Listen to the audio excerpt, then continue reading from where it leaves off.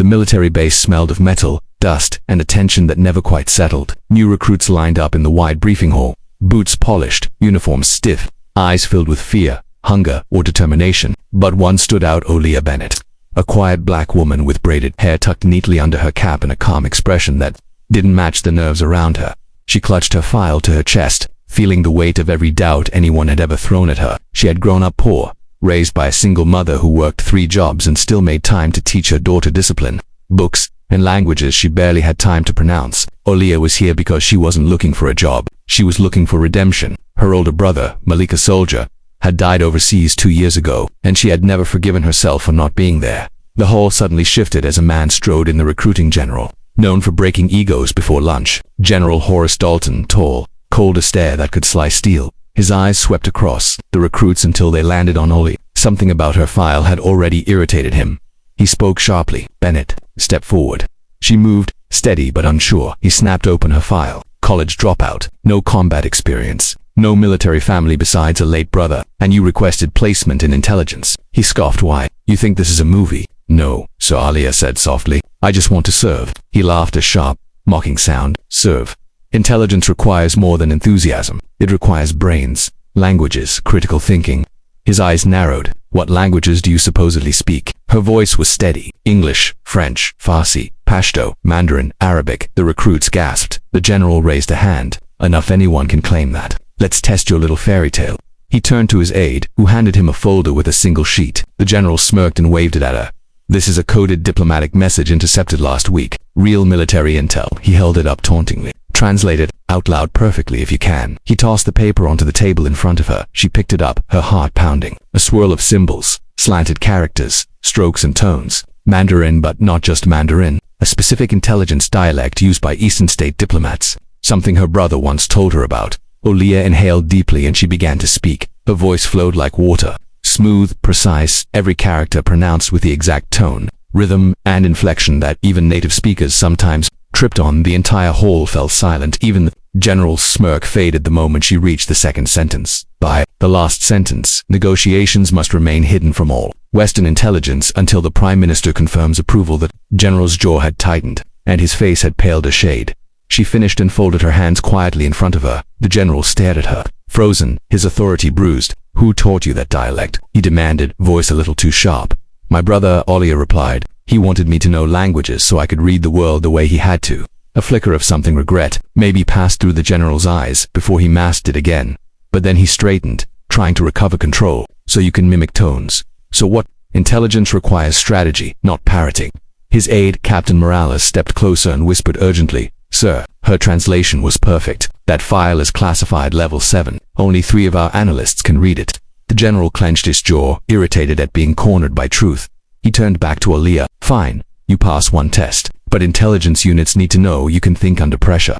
He moved closer, almost towering over her. "Your brother was deployed in the Korash Valley, right?" She stiffened. "Yes, sir. And he died in an ambush that was never solved." Olia swallowed hard. She hadn't expected him to bring that up. Not here. Not like this. The general folded his arms. "Tell me, Bennett, if you're so smart, why couldn't you prevent it?" The room went cold. Recruits shifted awkwardly. Olia's breath trembled. "Sir," she whispered, voice cracking, "I wasn't there."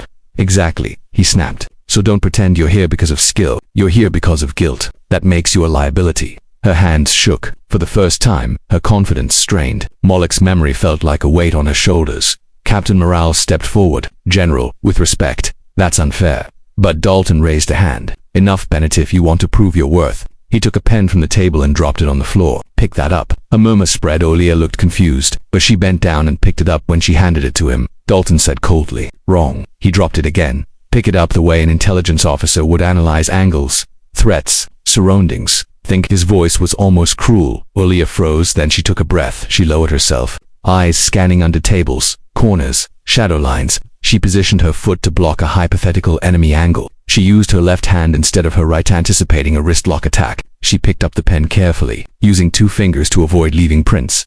She rose slowly and placed it in his palm. For a moment, just a moment, the general's expression cracked. She had done exactly what he wanted. He cleared his throat, pretending he wasn't impressed. "Basic," he muttered, but everyone saw it. Everyone saw him change. He suddenly turned to the recruits. "Dismissed." They filed out, whispering, but as Olia turned to leave, his voice stopped her. Bennett, stay. She turned, unsure. The room emptied until it was just the General, Morales, and her. Dalton walked toward her, his voice lower now. Why did you really come here? Olia blinked.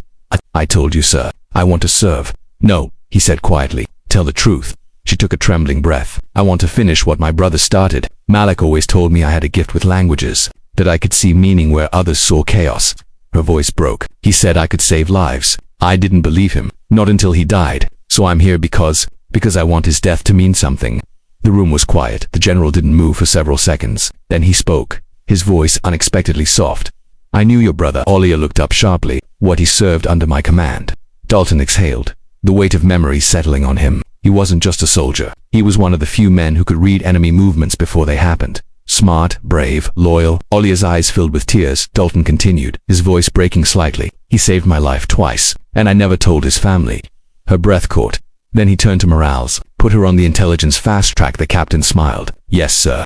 Olia stood there, stunned. Dalton faced her again. Your brother always said you'd surpass him someday. I didn't believe him then. He paused. I do now. Her tears finally fell, silent and soft. The General stepped closer and placed a hand on her shoulder, respectful, nothing like before. Welcome to the Intelligence Division. Officer Bennett. Olia bowed her head, overwhelmed. Thank you, sir. Dalton gave a single nod. Make your brother proud. She straightened, shoulders lifted, heart steady. I will. And as she walked out of the hall, sunlight pouring in through the tall doorway, she felt something she hadn't felt in years. Purpose. Her brother hadn't left her behind. He had left her a path. And finally, she was walking it. Because sometimes the world tests you harshly, not to break you but to reveal the strength you forgot you had. Moral of the story: even when people doubt your worth, your gift is still your gift. And when you walk with purpose instead of fear, life opens doors others thought were impossible.